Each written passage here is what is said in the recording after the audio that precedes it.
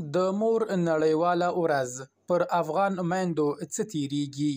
نن د مې 11مه د نړۍ په کچه هیوادونو کې د مور نړیواله ورځ نمانځل کیږي، خو په افغانستان په ځانګړې توګه افغاني ټولنه کې د مور د لوړ مقام د ستاینې په پار دا ورځ نمانځل کیږي.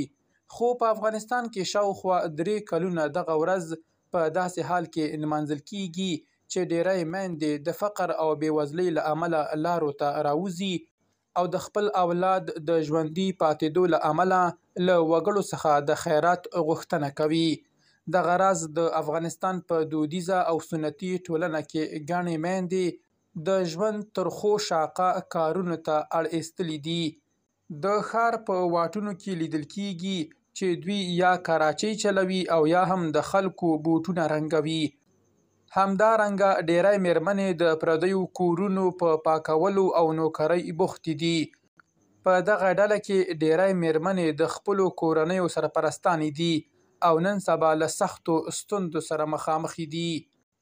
طالبانو پر افغانستان تر بیا واکمنېدو وروسته په نجونو او ښځو د ګڼو نورو محدودیتونو ترڅنګ له محرم پرته لرې واټن سفر هم منع کړی دی. دوی له 6م ټولګي پورته نجونې له زده کړو راګرځولې او په ډیری دولتي او نادولتي ټولنو کې یې هم ښځې له دندو لرې کړي دي. خو له دې ټولو محدودیتونو سره سره دوی یادونه کوي چې د نجونو او ښځو حقونه د اسلامي شریعت په چوکاټ کې خوندي دي.